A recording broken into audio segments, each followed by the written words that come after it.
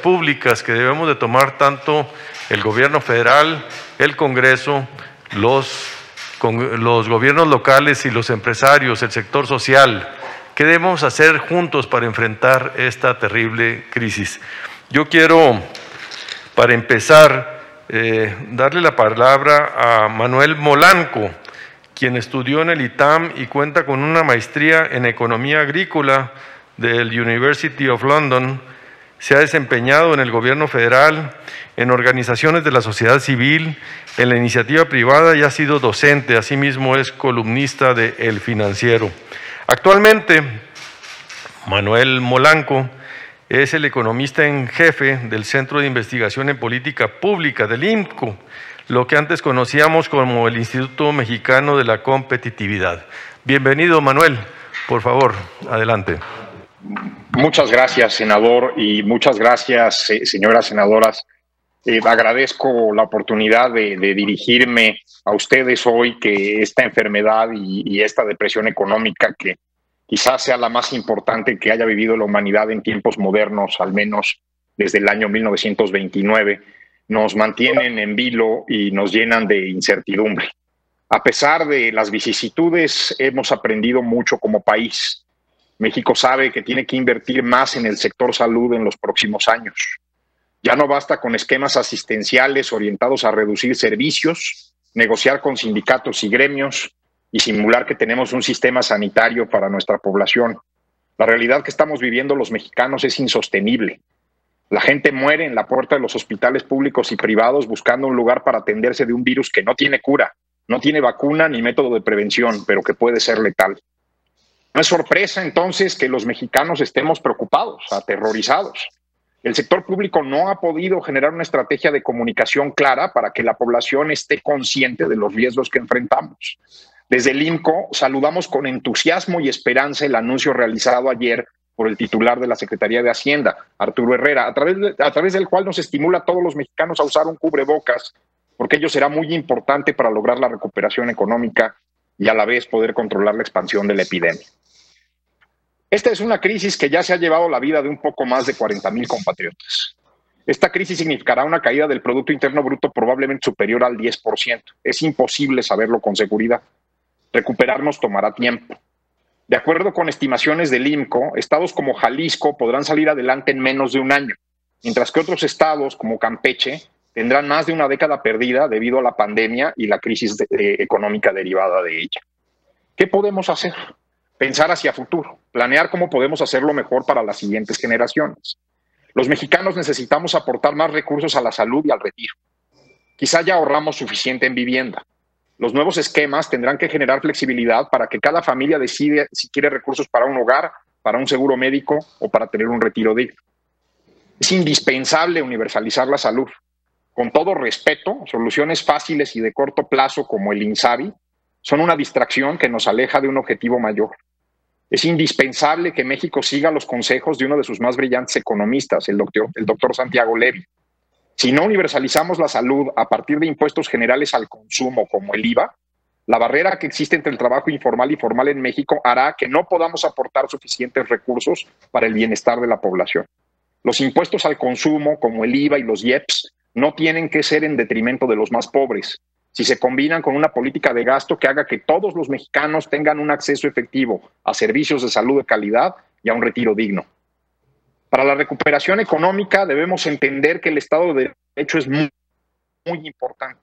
Pandemia hubo en todo el mundo, pero no en todo el mundo hay violaciones diarias a la legalidad, desde despojos, fraudes, robos, asesinatos y otros crímenes que depredan a los mexicanos de todos los estratos sociales. El Estado tiene que concentrarse en resolver esta situación.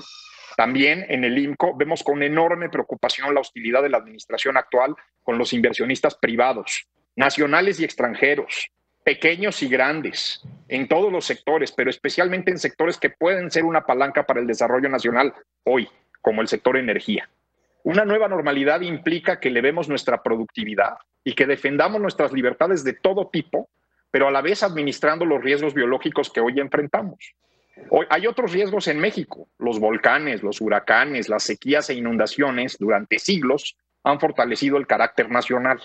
Riesgos recientes como la violencia e ilegalidad desbordadas también nos afectan. El Estado tiene que concentrarse en resolver estas cosas que son cruciales para la vida civilizada, pero a la vez dejando a los mexicanos encontrar su nuevo camino hacia el progreso y la competitividad. En el INCO, desde hace muchos años sabemos que las regiones que forjan, atraen y retienen inversión y capacidades humanas son las que más progresan en el planeta. México puede ser uno de esos lugares en el mundo, sobre todo si nuestro Estado nos aglutina alrededor de metas comunes que nos lleven a ese camino. Unidos prevaleceremos, divididos no saldremos de la desgracia colectiva y el sufrimiento. Unámonos, pues. Muchas gracias por su atención y estoy a sus órdenes. Gracias, Manuel. Gracias.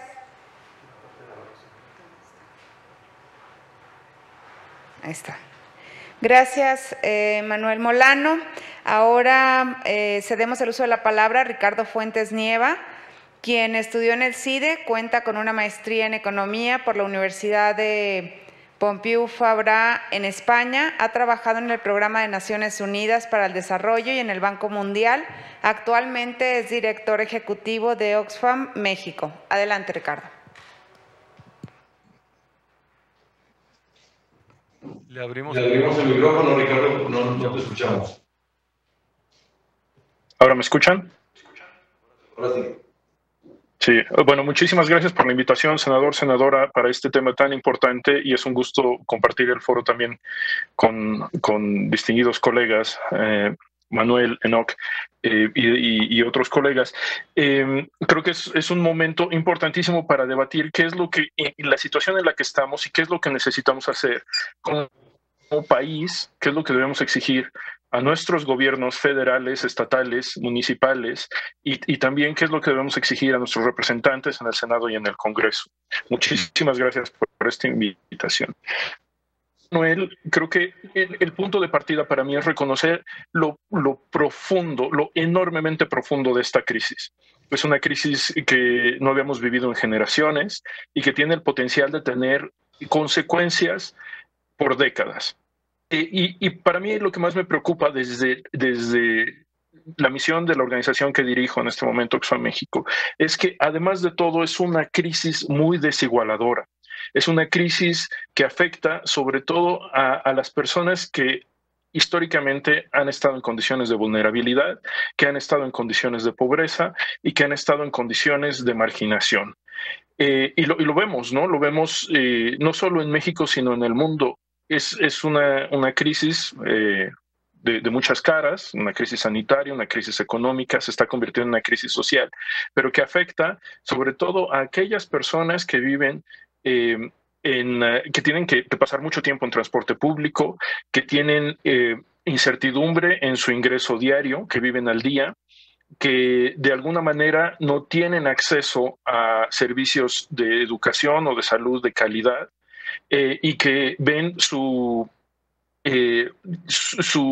vida en una dicotomía entre proteger sus ingresos y proteger su salud.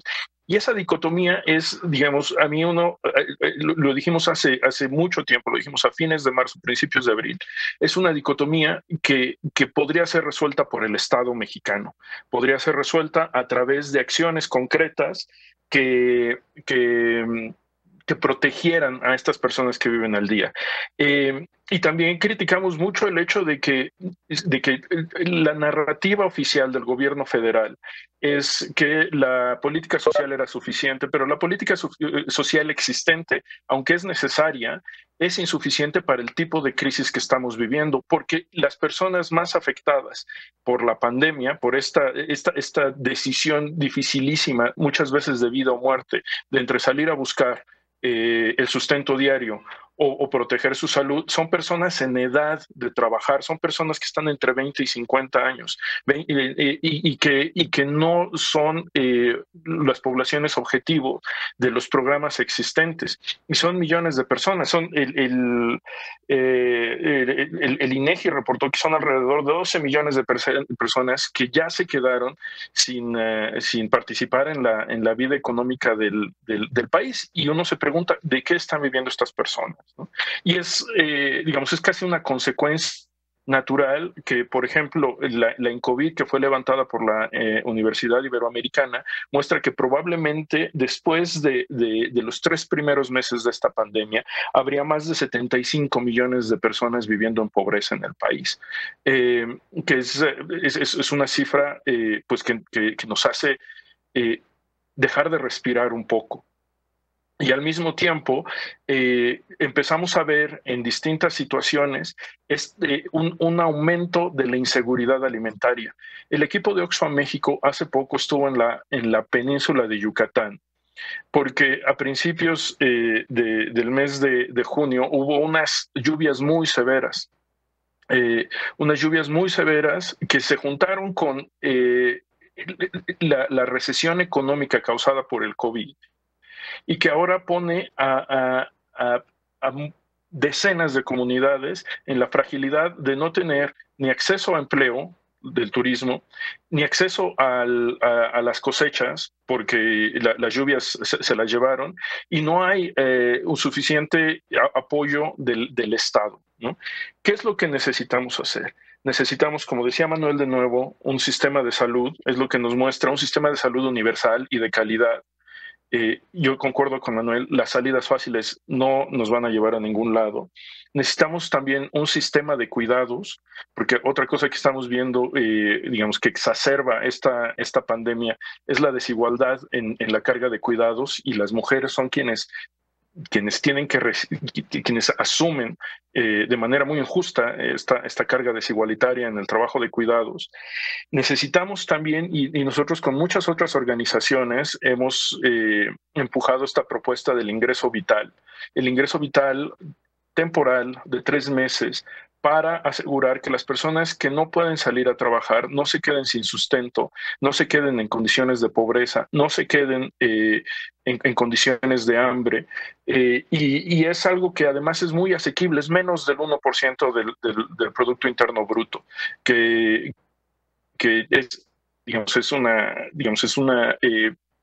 es una medida que es asequible y que podría ser muy importante para millones de personas.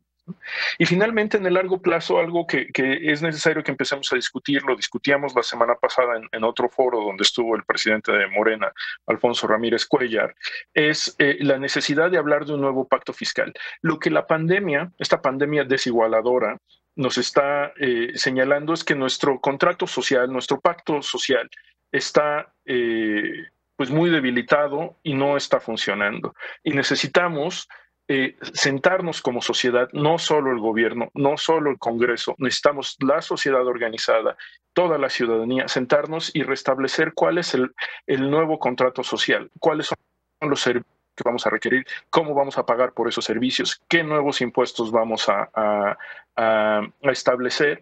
Y para eso, y este es el punto con el que cierro, vamos a necesitar un Estado muy fuerte, un Estado muy eficiente, y la preocupación con la que cierro es, me genera una enorme preocupación que en este contexto lo que veamos es un debilitamiento del Estado, las instituciones y la capacidad del gobierno federal para actuar y atacar esta crisis. Muchas gracias. Gracias, Ricardo Fuentes Nieva, de Oxfam Next. Ahora tiene el uso de la voz Enoc Castellanos Pérez, quien es ingeniero químico administrador por el Tecnológico de Monterrey y es maestro en Administración de Empresas por la Universidad de las Américas de Puebla. Además, se ha desarrollado profesionalmente en la iniciativa privada, inició su trayectoria en la Cámara Nacional de la Industria de la Transformación como consejero nacional y desde marzo del 2019 desempeña el cargo de presidente nacional de la CANA-Sintra. Adelante, maestro Enoc.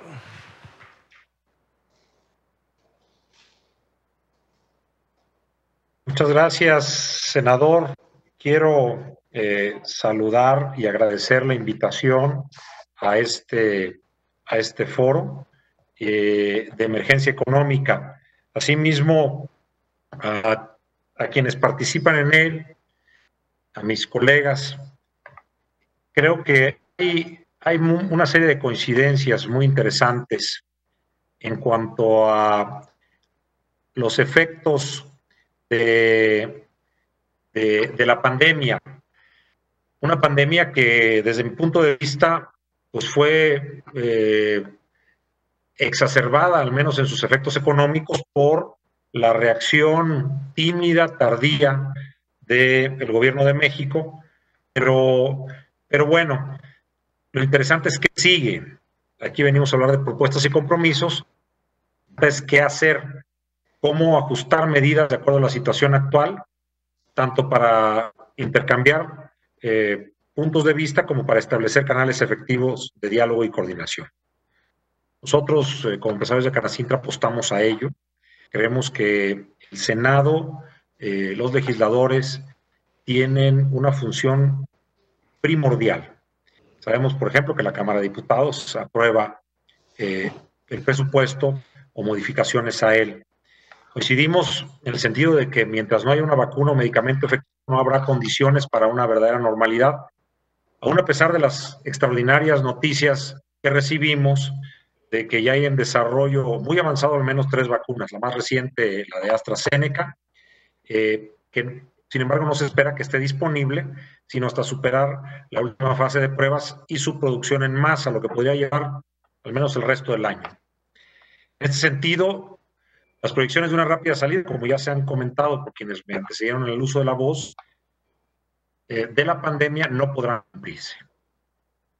Esta realidad, creo que debemos de ajustar algunas estimaciones iniciales que teníamos. Ya se ha hablado también de las caídas estimadas en el Producto Interno Bruto, de desempleo, que podrá rondar entre 1.700.000 y 2 millones de desempleados. Si lo proyectamos a la informalidad, bueno, esto crece mucho más, arriba de 15 millones, pero yo creo que en lo que sí podemos hacer es, en septiembre, si no mal recuerdo los tiempos del Congreso, se debe de recibir el presupuesto de ingresos y egresos de la Federación para 2021. Tenemos que generar un presupuesto que reactive la planta productiva. En las condiciones actuales es muy difícil salir porque México, a diferencia de muchos países,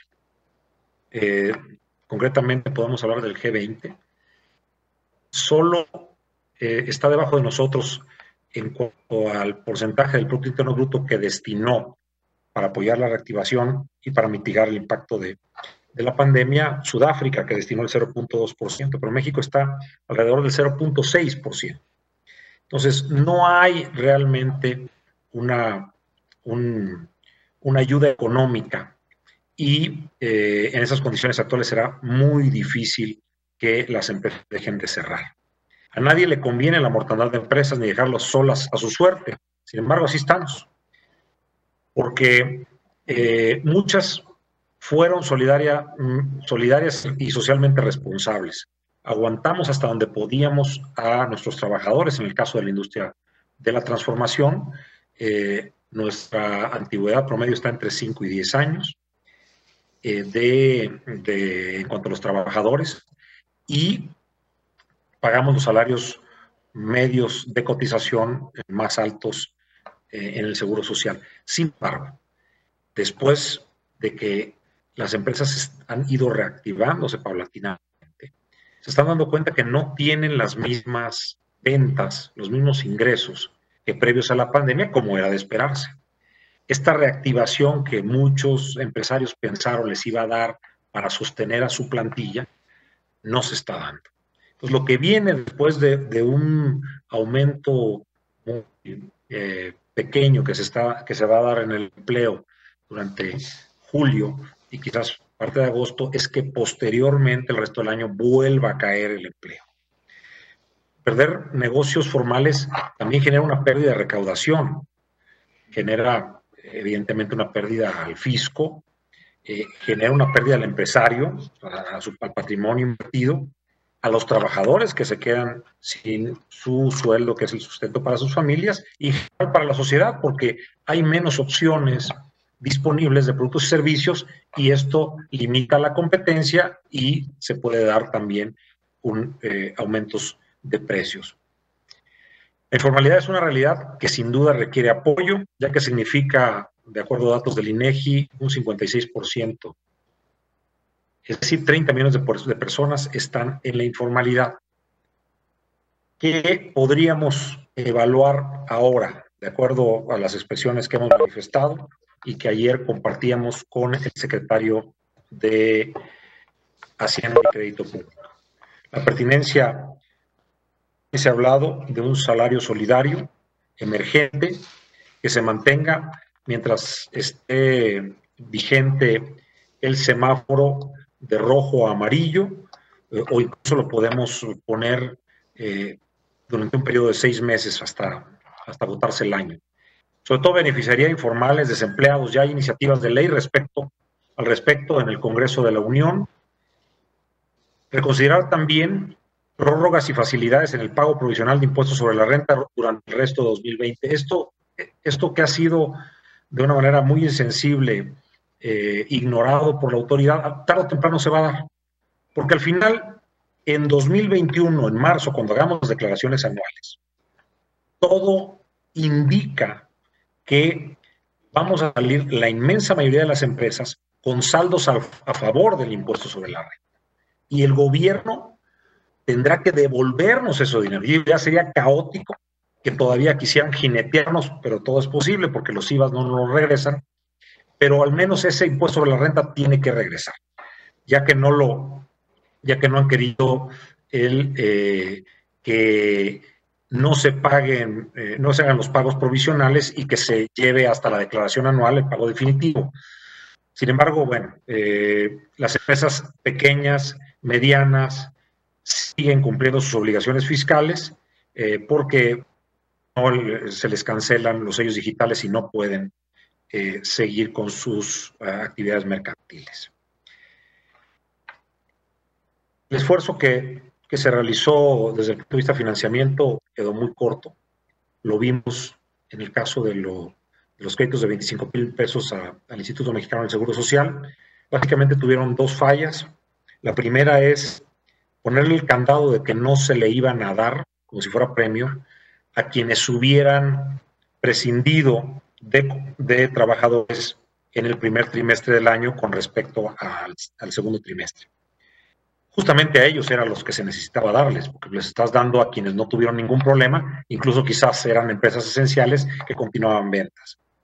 Y el otro punto es 25,000 pesos no sirven ni siquiera para pagar a 2 trabajadores durante un mes, si hacemos el ejercicio de que esos trabajadores ganaran 8,000 pesos cada uno.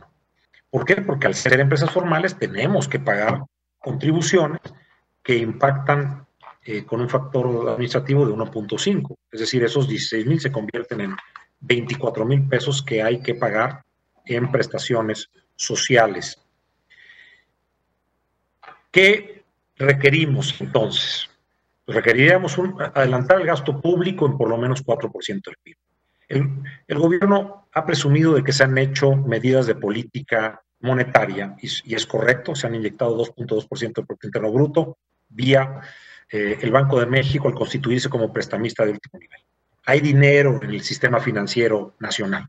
Que lo puedan acceder las empresas es otra historia, porque únicamente el 28% de las MIPYMES pueden tener créditos del sistema financiero nacional. Entonces estamos dejando fuera el 70% de las MIPYMES, que son el grueso, que son 4,5 millones. Que necesitamos entonces también estímulos de política fiscal. Adelantar el gasto público y no solo en los proyectos insignia, sino en tiros de precisión en cada estado pudiera ser mejor. Ya se habló aquí de aumentar la base de recaudación. En México tenemos únicamente el 14% de el PIB como recaudación. Es muy bajo incluso para el resto de países de América Latina. La OCDE recauda el 34%. Todos debemos de contribuir, yo creo, en una reforma fiscal progresista, en donde se le cobre más a los que más generan y ojalá se pudieran dar algunos impuestos al consumo, aunque sabemos que esto políticamente es complicado.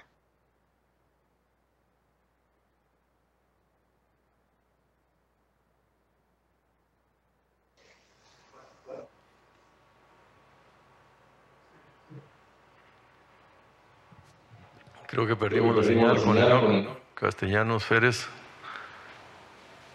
Si quieres, avanzamos.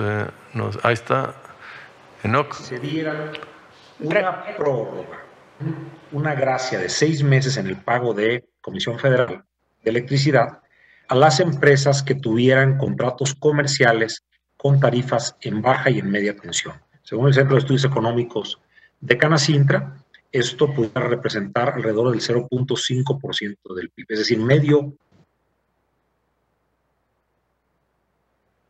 Siempre en las redes que nos están queriendo rescatar y el Fobaproa, de pagarlo a partir de 2021 de manera prorrateada durante 12 meses, sumándole la cuenta corriente de energía eléctrica del mes en curso.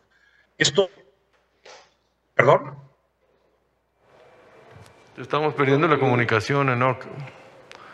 La señal. Ahora sí. No escuché. Sí, un poquito, pero sobre todo la señal se está perdiendo un poquito. Si pudiéramos concluir nomás. Gracias. ¿Me escuchan ahí? Perdón. Sí, te escuchamos.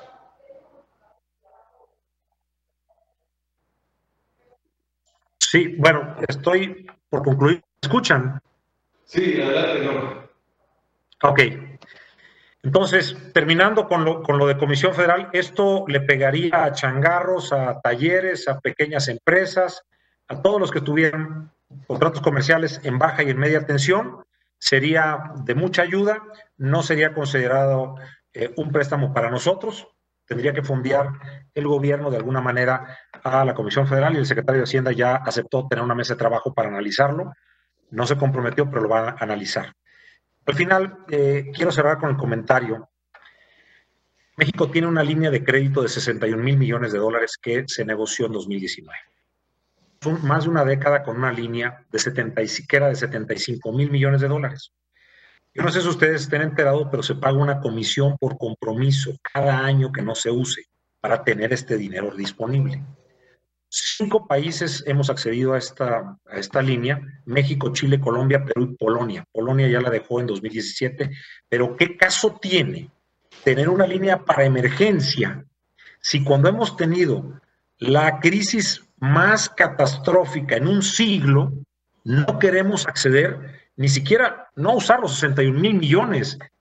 Con 10,000 millones de dólares se pudieran cubrir el salario de emergencia y el préstamo a Comisión Federal. Al final, México tiene una deuda que es del 49% del PIB, sin pedir un solo dólar, llegará al 60% por la disminución que va a tener el Producto Interno Bruto Nacional al caer al menos 10%, como aquí se ha dicho. El cociente se elevará hasta 60% del Producto Interno Bruto, la deuda. Y el promedio de la OCDE es de 84%. Estados Unidos tiene 136, Japón 234. Si bien ellos acceden a tasas mucho más inferiores que nosotros, no vaya a ser que cuando necesitemos el dinero ya no lo tengamos disponible o sea demasiado caro. Con esto cierro mi participación y agradezco la posibilidad de haber compartido estas ideas con ustedes. Muchas gracias, Enoc. Ahora la palabra a Mayuli Martínez, quien es originaria de Chetumal, Quintana Roo, es licenciada en Derecho, ha ocupado diversos cargos como diputada local en la 15ª legislatura del Congreso de su estado. Asimismo, fue regidora del Ayuntamiento Tompe Blanco del 2013 al 2016. Recientemente propuso a su grupo parlamentario en el Senado de la República una iniciativa legislativa para hacer frente a la crisis económica nacional ocasionada por la emergencia sanitaria COVID-19, la cual fue arropada y enriquecida y presentada como grupo parlamentario la iniciativa de Ley de Emergencia y Recuperación Económica. Actualmente se desempeña como senadora de la República de la 64ª legislatura. Adelante, Mayuli.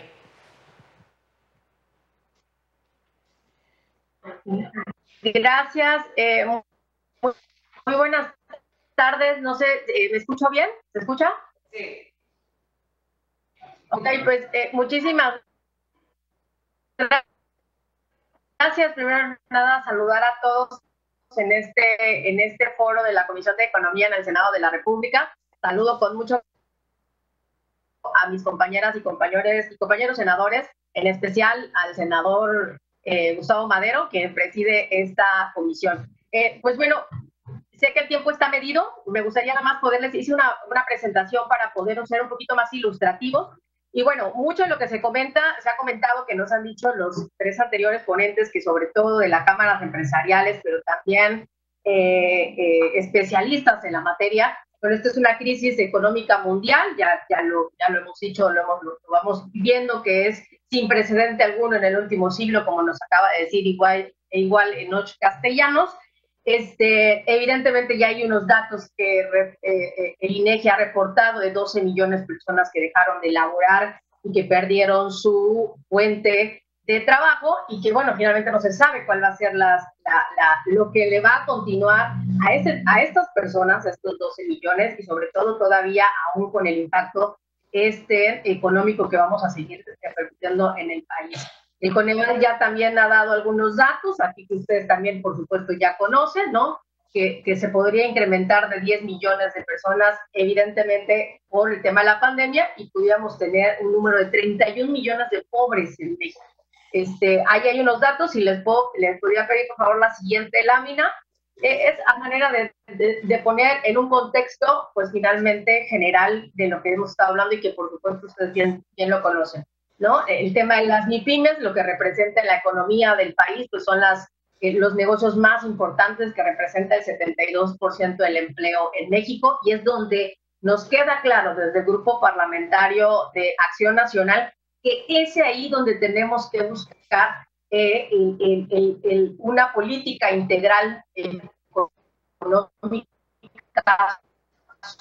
social, precisamente para poder apoyar a los millones de empleos que generan, pues finalmente estas MIPYMES. Hay datos de Banxico, de Coparmex, de CEPAL, que ahí se los planteo. Me gustaría avanzar con la siguiente lámina, por favor. Si me ayudan con la siguiente lámina.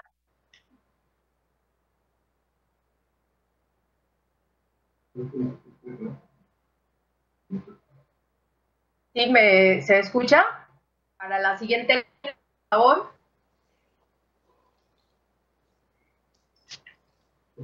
Bueno, sí, yo avanzo, aquí tengo las mías, pero bueno, ojalá que pudiéramos pasar la siguiente lámina. Bueno, un poco de lo que se decía, ¿qué tenemos que hacer?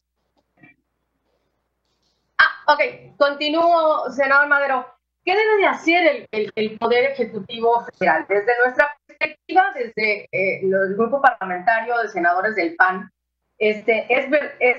buscar finalmente la implementación de una verdadera política, evidentemente de salud, pero también con el impulso de una recuperación económica a nivel nacional.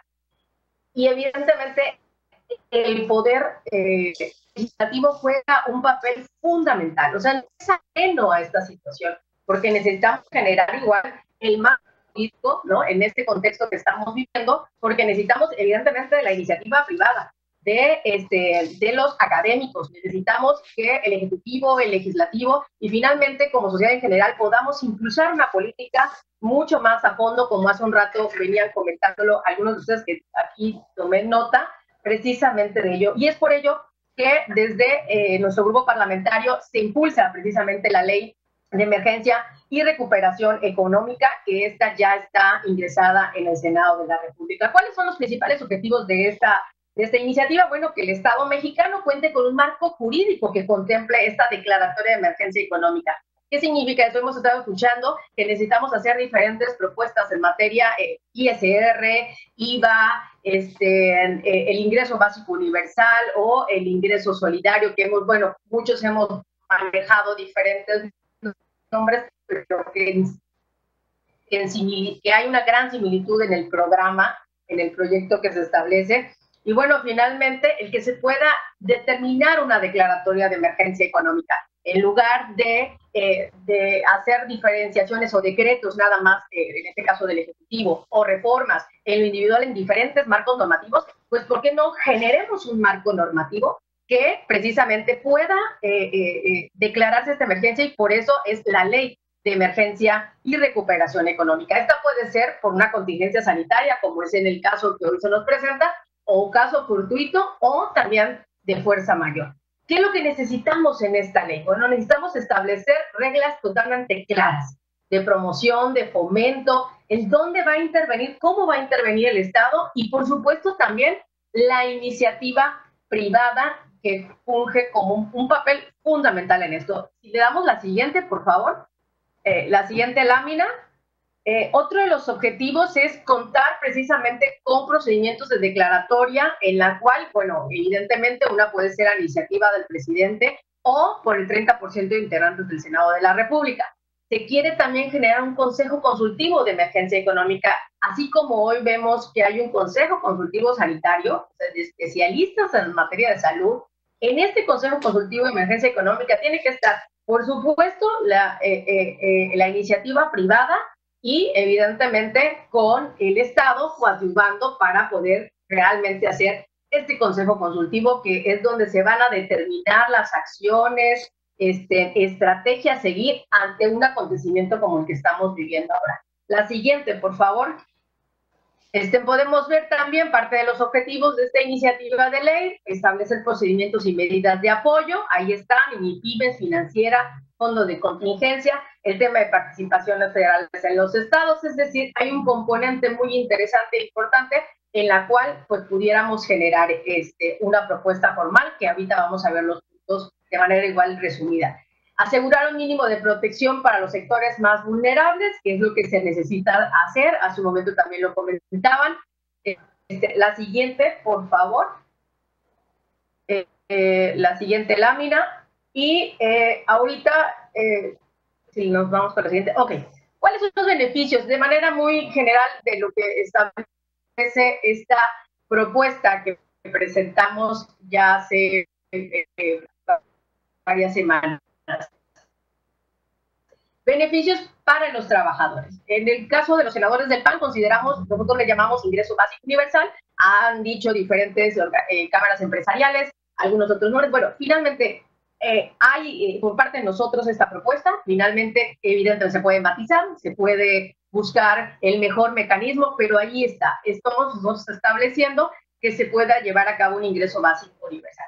Exención de impuestos de ISR a los que ganan menos de 10,000 pesos. Esto es un tema que también no es de ahorita, sino que desde el año pasado teniendo como grupo parlamentario, hemos presentado varias propuestas en el Senado de la República, y lamentablemente todavía no han sido satisfactorias en su resultado, pero también lo ponemos aquí como un tema importante, es decir, los que menos ganan, poder apoyarlos en esta exención de impuestos sobre ISR. El tema de pago de hipotecas de interés social, en este caso de Infonavit y Foviste, bueno, que se puedan suspender estos pagos para que evidentemente no le mermen su salario a los trabajadores. La exención de pago de energía eléctrica, bueno, ahí hay una propuesta de 2 bimestres cuando menos. Ahorita hace un ratito hablaba Enoch Castellanos, que también traen una propuesta similar el sector empresarial.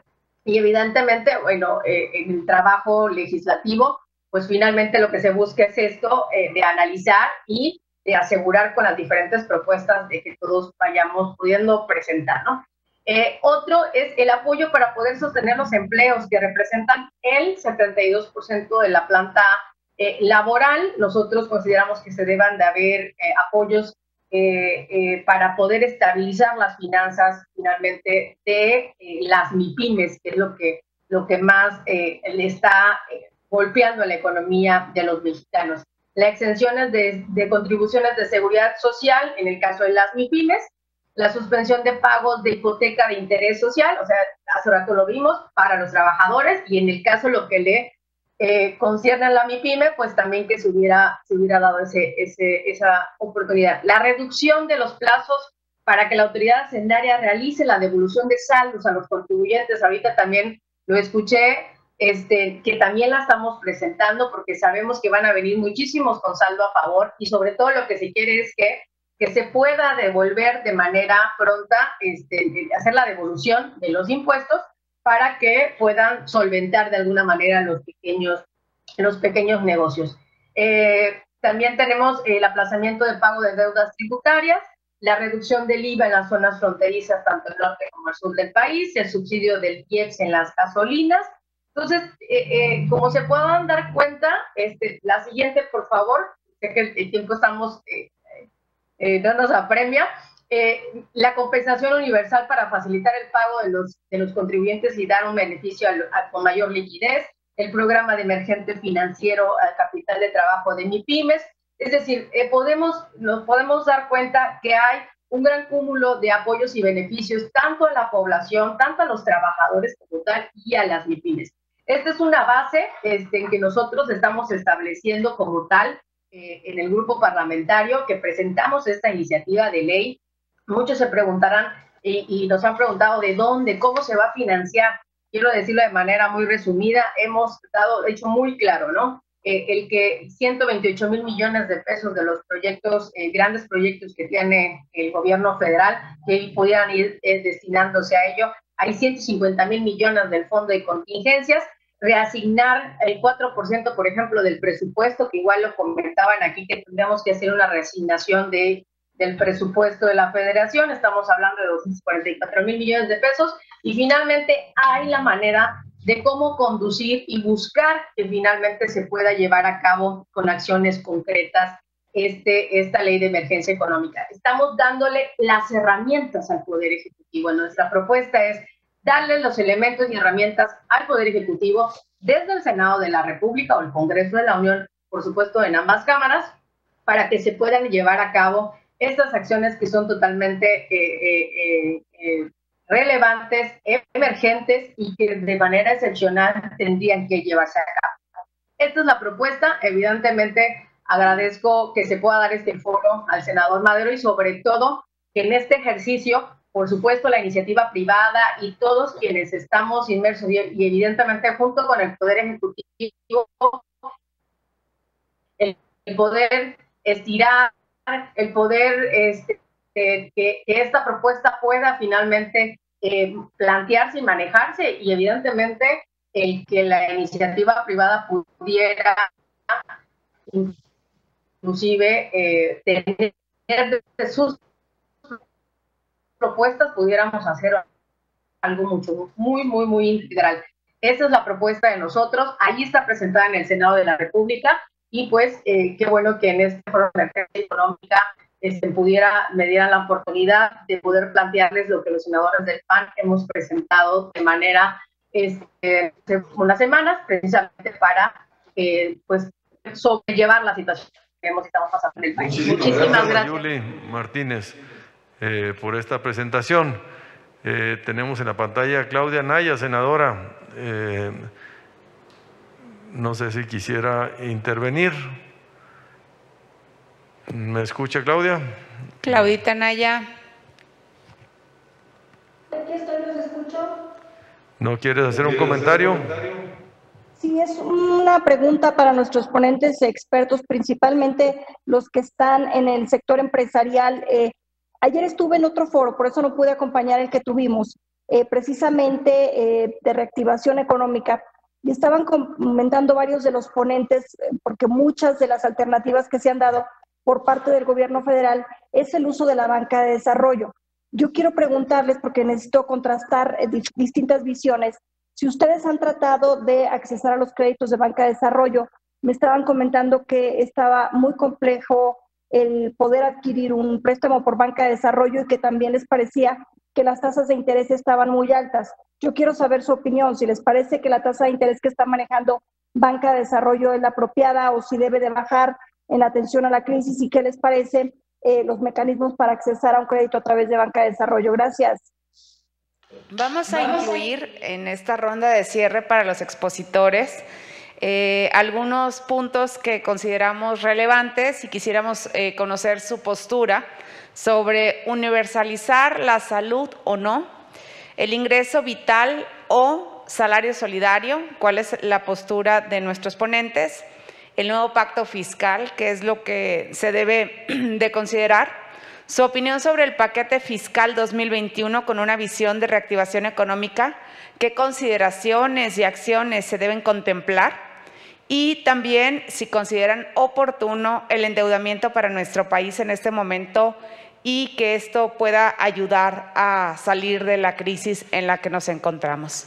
Les vamos a solicitar a nuestros ponentes en el orden en el que estuvimos, el que nos puedan ir haciendo sus comentarios al respecto.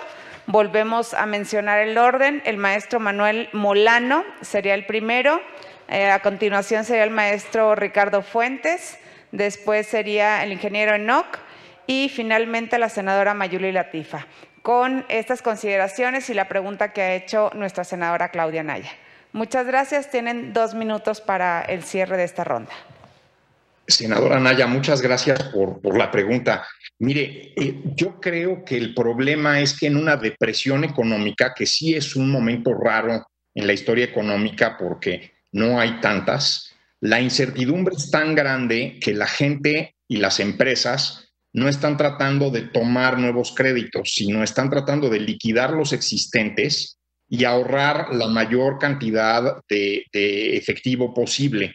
Entonces, en este efecto en donde la gente ahorra efectivo, luego empiezan a tener desconfianza en el sistema financiero porque el efecto de contagio por los préstamos no pagados al sistema bancario pues puede ser grave y la gente empieza a guardar dinero abajo del colchón. Cuando la gente empieza a guardar dinero abajo del colchón, el dinero no circula y lo que acaba pasando es que la crisis se profundiza. Esto lo estudió Lord Keynes en los años 20 y economistas como Krugman, su libro Depression Economics es muy bueno, les recomiendo mucho echarle un ojo. ¿Qué se puede hacer? Bueno, una posibilidad es lo que está pasando en este momento, que hay emisión primaria, ¿no? No es la posibilidad más divertida porque la inflación luego nos pasa sus costos y la inflación sobre todo le pasa costos a los pobres y estar estabilizando la inflación después es un problema, pero de alguna manera ayuda. ¿Por qué? Porque en la medida en que la inflación erosiona el valor del efectivo, la gente tiene un incentivo para sacarlo del colchón y convertirlo en bienes y servicios y eso te genera cierta reactivación económica. Quizás, más allá de medidas de crédito o de política monetaria, lo que tienes que generar son políticas de certidumbre, que la gente pueda saber, seas un microempresario, seas un empresario grande, seas solamente un obrero que mantiene a su familia, seas una mamá soltera que mantiene a sus 3 hijos, que sepas qué va a pasar contigo en los próximos meses. En este sentido, propuestas como el ingreso básico puede funcionar muy bien. A mí siempre me preocupa de las cosas que son universales y básicas, es que luego no son universales y no son básicas. Si se lo damos a todos, en una de esas generas incentivos contrarios. Si seleccionas gente para dárselo, puede convertirse en una cuestión de clientelas políticas como lo que estamos viviendo en esta administración, como lo que hemos vivido en gobiernos en México en los últimos 150 años.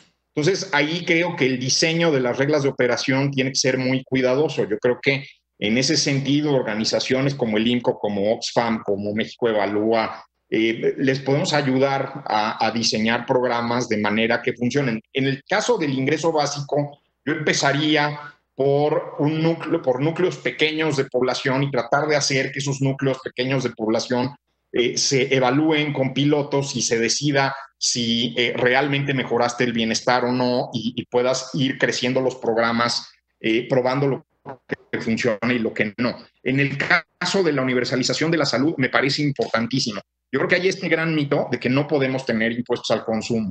Sí se pueden tener impuestos al consumo siempre y cuando la población sepa qué le estamos dando a cambio, ¿sí? Y lo que pasa es que nuestra promesa de te voy a dar mejor salud y te voy a dar una red de seguridad social mejor siempre ha sido una promesa muy vacía. Pero la cantidad de empleos que se podrían generar si el sistema no estuviera recargado solamente en el sistema de renta y estuviera más recargado en el sistema de consumo sería increíble. Cuando yo tomo de esta botella de agua, lo que estoy haciendo es destruir valor, porque esta agua que yo me tomo no la puede usar nadie más. Entonces, este acto tendría que estar grabado, ¿sí? Mientras que si estoy generando riqueza, si estoy produciendo, no debería yo tener tantos gravámenes. Al final todos somos consumidores, los empresarios, la gente más pobre, y el impuesto al consumo es proporcional al ingreso. Más si tienes un gasto redistributivo, creo que puedes anular cualquier efecto que dañara el consumo de las clases más populares. Yo creo que por ahí me iría, y de verdad, senadores, qué bueno que hicieron este foro, se los agradezco enormemente, y en el INCO estamos a sus órdenes para ayudar a esto. Les envía un saludo cordialísimo mi directora, la maestra Valeria Moy, el presidente de mi consejo, don Valentín Díaz Morodo, y todos los que trabajamos ahí. Muchas gracias. Muchísimas gracias, Manuel. La verdad, los puntos sobre las CIS con mucha claridad. Saludos también a Valeria y a Valentín. Y le pasamos ahora la palabra a Ricardo Fuentes Nieva, por favor, comentarios finales. Sí, muchísimas gracias. ¿Me escuchan? Sí. Muchísimas gracias. Y de nuevo, como decía Manuel, nosotros desde Oxfam México nos ponemos al servicio de cualquier discusión futura, diseño de políticas o análisis que pudiera haber para encontrar soluciones a esta crisis profundísima que estamos viviendo en México y en el mundo, ¿no? Específicamente sobre las preguntas, el salario solidario contra el ingreso vital, creo que lo primero que hay que reconocer es que serían dos políticas que estarían atacando problemas distintos. Y nosotros a finales de abril escribimos un documento que se llama Vivir al Día, donde de hecho proponíamos una versión de las dos. El salario solidario puede ser un mecanismo para proteger el empleo formal. Y el ingreso vital temporal, y ahora voy a entrar a la diferencia entre el ingreso vital temporal y el ingreso básico universal, podría apoyar a los millones de personas que viven que trabajan en informalidad y que tienen una precarización de su sustento. Entonces, yo creo que las dos políticas en este momento eran urgentes hace 3 meses, ahora siguen siendo necesarias y van cambiando, el diseño, que se requiere. Después de estos 12 millones de personas que ya no están dentro del mercado laboral que reconoció el INEGI, la reabsorción de esas personas va a ser importantísima, ¿no? Y allí, de nuevo, habría que ver cómo una mezcla entre un salario solidario y un ingreso vital es lo importante. Casi por definición, las personas que requieren o que serían, la población objetivo del ingreso vital, son aquellas quienes son más vulnerables, ¿no? Porque, como les decía, son aquellas quienes están en el sector informal. Entonces, allí también hay un ejercicio de priorización. Sobre el ingreso básico universal, Manuel dijo algo importantísimo, que es el pilotaje y empezar en áreas confinadas, en grupos confinados. No sé si son municipios o son alcaldías o son, pero creo que el aprendizaje es importante, y nosotros desde Oxfam México hace ya 2 o 3 años que llevamos empujando, esta idea de un ingreso básico universal, que a veces se confunde, que se tiene que implementar inmediatamente de manera nacional, pero se puede implementar de manera escalonada, con aprendizajes y pilotajes, con un enfoque de derechos, porque otra cosa que Manuel dijo que es muy importante es evitar el clientelismo. Pero hay evidencia que una especie de transferencia basado en derechos, legalizado, que se aleje, de la recepción de ese ingreso, se aleje del tomador de decisión o del partido político, con base, en un derecho social, puede tener efectos empoderadores. La CEPAL ha documentado esto y lo está comunicando muy fuertemente en las últimas semanas, ¿no? Entonces eso creo que también es importante, y de nuevo nosotros ponemos a la disposición el protocolo para pilotear un ingreso básico universal que hicimos público hace años, pero que empezamos a comunicar con tomadores de decisiones al inicio de la pandemia en marzo, y que con mucha frustración vimos que cayó en oídos sordos en el gobierno federal. Sobre el endeudamiento, Enoch ya lo mencionó. México tiene una línea de crédito con el Fondo Monetario Internacional que debería ser utilizada inmediatamente, y que de alguna manera, que no lo estemos utilizando, a mí me parece una irresponsabilidad histórica.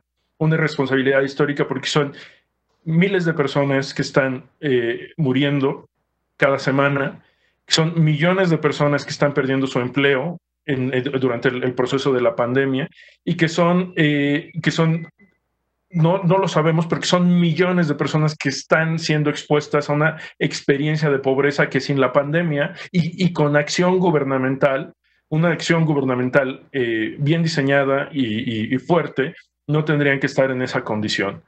Finalmente, el último punto que quiero tratar es el del impuesto al consumo, ¿no? De nuevo, aquí el punto fundamental es el gasto redistributivo. El impuesto al consumo en sí mismo es regresivo. Y los impuestos al consumo que funcionan son donde los estados tienen la capacidad de redistribuir. México, ahora y antes, no ha tenido el Estado mexicano no tiene una capacidad redistributiva. Yo, digamos, no entraría por el impuesto al consumo, sin antes demostrar la capacidad redistributiva del Estado mexicano. Si ustedes ven la desigualdad antes y después de impuestos alrededor del mundo, hay una caída sustancial de los indicadores de desigualdad, como el indicador el índice de Gini, después de impuestos y transferencias. En México ese no es el caso. El índice de Gini, antes y después de impuestos y transferencias, es casi el mismo, ¿no? Lo cual muestra la debilidad del Estado para redistribuir. Y entonces yo creo que también, o sea, si vamos a hablar de nuevos esquemas impositivos, lo que tenemos también que tener allí muy en el centro de la discusión es la capacidad redistributiva y protectora del Estado en este nuevo contrato social que mencionaba en mi participación. Muchísimas gracias por la invitación. Gracias, Ricardo. Ahora le cedo la palabra a Enoc Castellanos. Adelante, Enoc.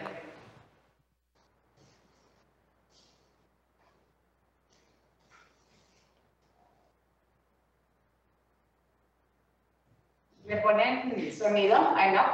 Enoc, creo que estás con el... Ahora sí, adelante ya. Ya, ahora sí, ya está. No. Me tenían, sí, ya. Bueno, agradecía a la senadora Verónica Martínez y al senador Madero nuevamente.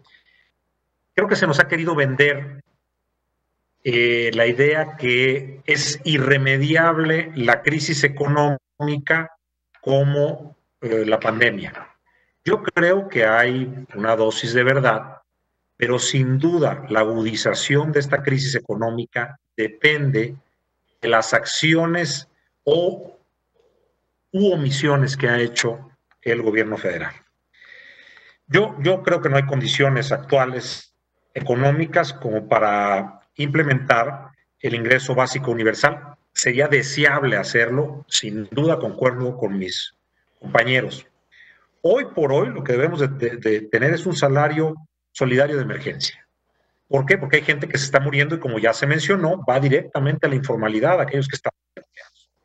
A ellos tenemos que destinarle ese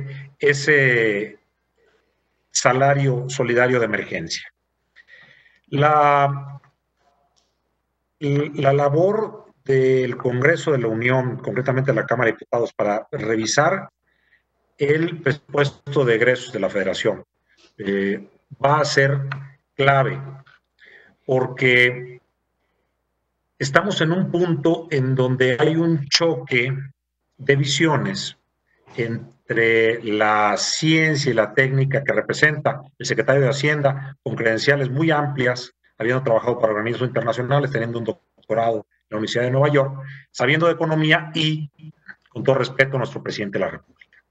Si los criterios de política económica para 2021 no tienen bien proyectado el decrecimiento de este año o el crecimiento futuro para 2021, no tienen proyectado la paridad peso-dólar, el precio del petróleo, porque pudiera haber una tendencia a manipularlos desde el punto de vista político, más si estamos en un periodo electoral.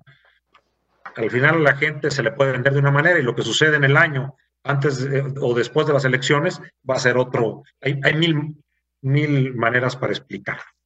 Pero volviendo a lo técnico, creo que debiéramos de ir a un presupuesto que definitivamente considerara la reactivación económica. Claro que sería deseable el tener un nuevo pacto fiscal federal. No creo que haya condiciones. El presidente, a pesar de que lo haya dicho, no va a hacer ningún acercamiento formal con los gobernadores hasta pasada la elección, por la obviedad de que puede cambiar el mapa político y buscará tener más aliados para poder ir a una convención hacendaria. Creo también que, como dijo Ricardo Fuentes, y lo dijo muy bien, a mí se me hace también sumamente irresponsable.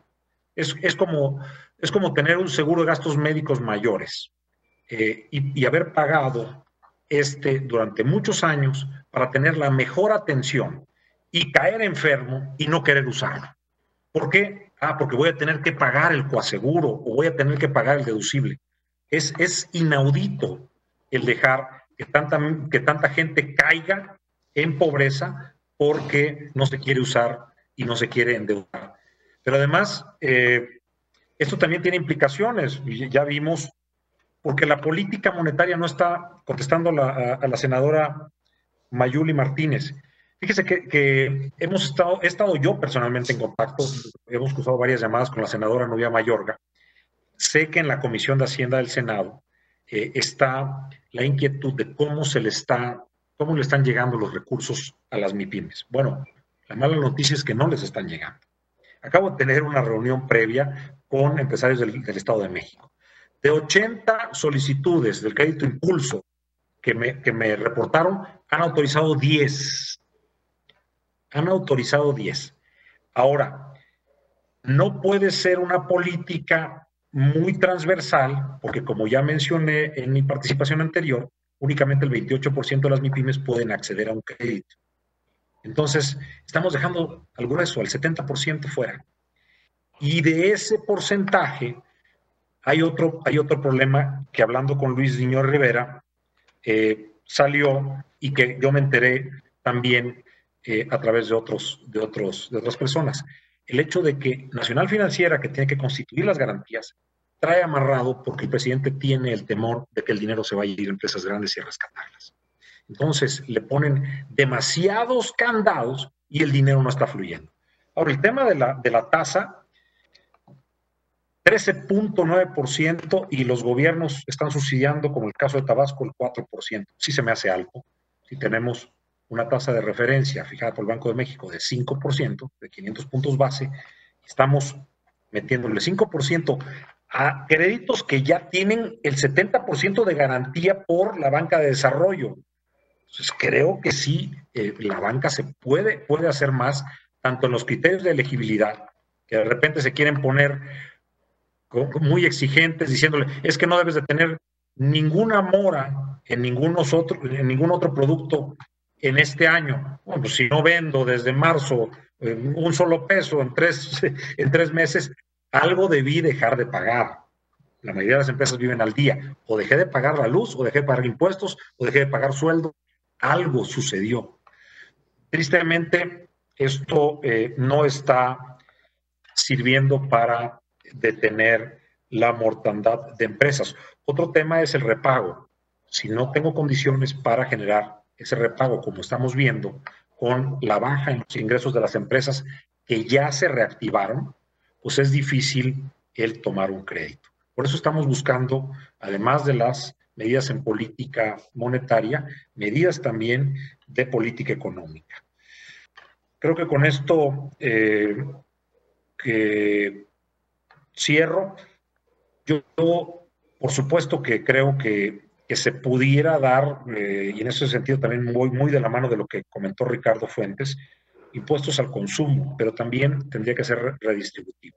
Si vemos a los países nórdicos, por supuesto que ellos están dispuestos a pagar tasas de 56, 58%, pero tienen unas carreteras de lujo, el gobierno les da una educación universitaria de calidad, tienen acceso a todos los servicios básicos prácticamente gratis. Pues claro, ¿quién no quisiera tener las mismas condiciones de aquellos países en México? Y estaríamos dispuestos a pagar mucho más contribuciones. Pero mientras no haya, esto va a ser difícil. Me gusta mucho el concepto de ir a un nuevo pacto social, pero también siendo muy objetivos, esto no se va a dar con la composición de fuerzas políticas que tenemos actualmente. Muy agradecido de que se escuche la voz de los empresarios de Canacintra en este foro en el Senado. Nuevamente, muchas gracias. Muchas gracias, de verdad, muy interesante escuchar la voz de los empresarios, de los industriales, las preocupaciones de las MIPYMES, que son las que van a sufrir más en estas condiciones, y ver cómo podemos prepararnos para, en la medida de lo posible, ayudar a atravesar esta difícil situación. Quisiera darle, por último, la intervención final a Mayuli Martínez, por favor, Latifa. Adelante. Adelante.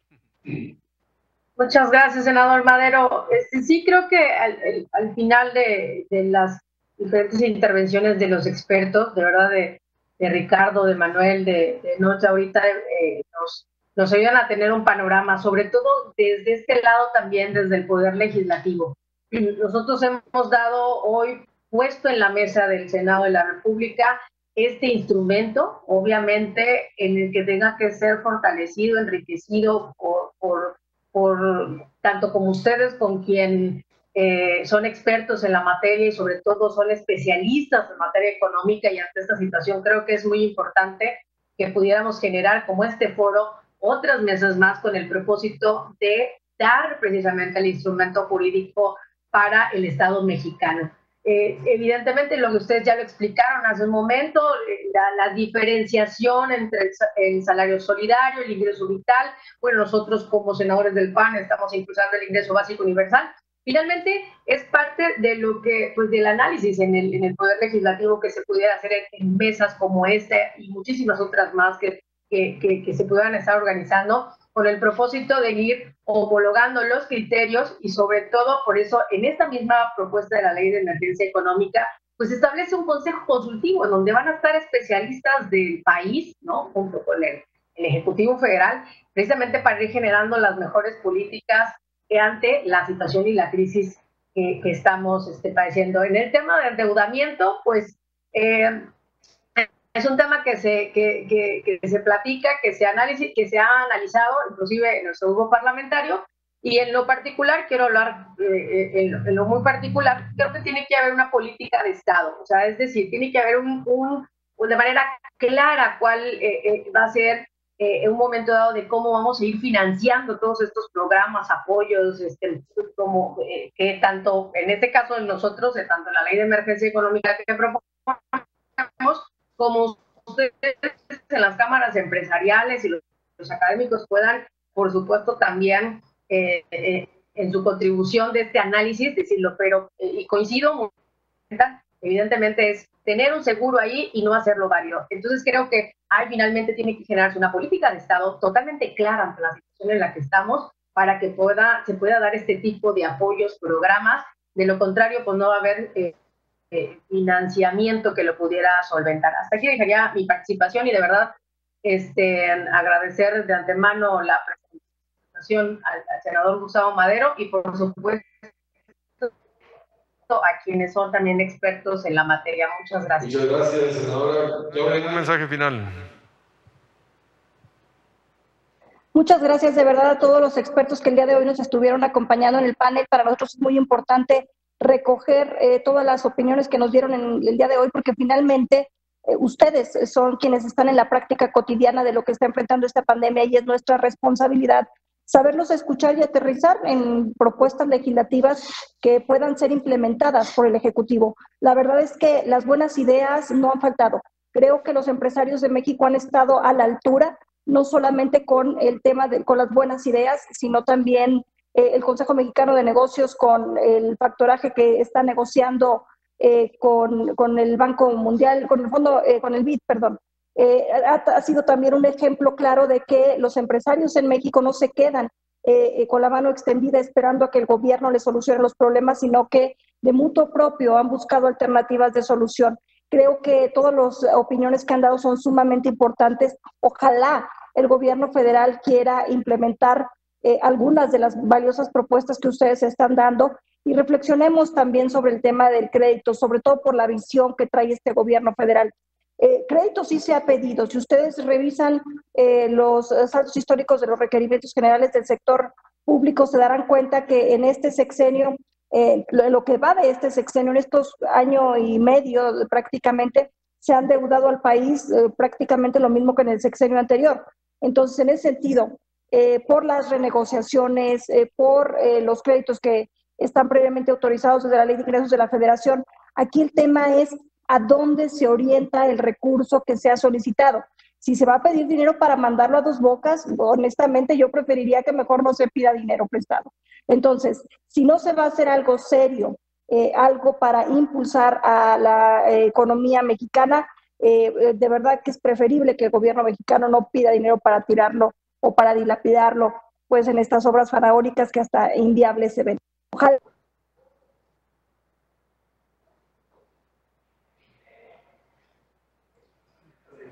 La perdimos en el momento final de la intervención. Yo quisiera agradecerles de nuevo a todos. Quiero hablar del elefante que está en medio del salón, un elefante que se llama la falta de consenso. Creo que hay falta de acuerdos para reconocer la gravedad de la crisis y las medidas que tenemos que tomar, porque hay un divorcio evidente entre lo que aquí escuchamos y la versión de que se debe o no tomar algunas medidas para hacer frente a esta gravedad de la crisis.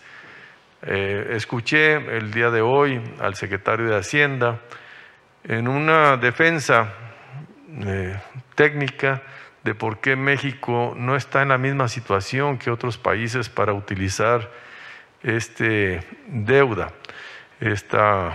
déficit, porque aparentemente nosotros no tenemos ese margen, esa capacidad de repago, y que sería mayor la profundidad o la extensión de la recesión si cayéramos en la utilización de estos recursos externos. Ahí está un dilema, hay una diferencia grande de lo que otros países en el mundo están haciendo y lo que nuestro país está implementando. Creo que por eso en el Senado de la República estamos abriendo este foro para tratar de acercar las posiciones, de tratar de entender mejor las salidas y construcción de consensos en una mesa que nos ayude a convocar la unidad, porque el país está de por medio, pero sobre todo las personas más vulnerables, las más vulneradas, las personas más desprovistas de recursos, de ingresos, son las que van a padecer esta situación de manera más grave, más dolorosa. Ya está sucediendo y por eso agradecemos a todos y a cada uno de ustedes su participación para arrojar luz sobre esta difícil situación que atraviesa nuestro país y tratar de construir juntos un consenso, que es lo que urge para juntos salir unidos. No podemos salir de esta crisis si cada quien jala la cuerda para un lado distinto. Tenemos todos que construir estos consensos y ojalá y nos ayuden estos ejercicios para irlos abonando, irnos acercando y juntos remar en la misma dirección. Muchísimas gracias a todas y a todos.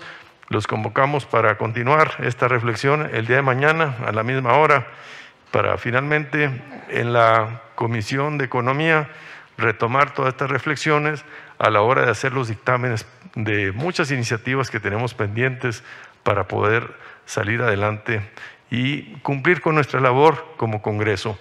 Y de nuevo al canal del Congreso, muchísimas gracias por el espacio para compartir con todos los que nos siguen estas reflexiones tan trascendentes de lo que nos está pasando en nuestro país. Muchísimas gracias, que tengan todos muy buen día.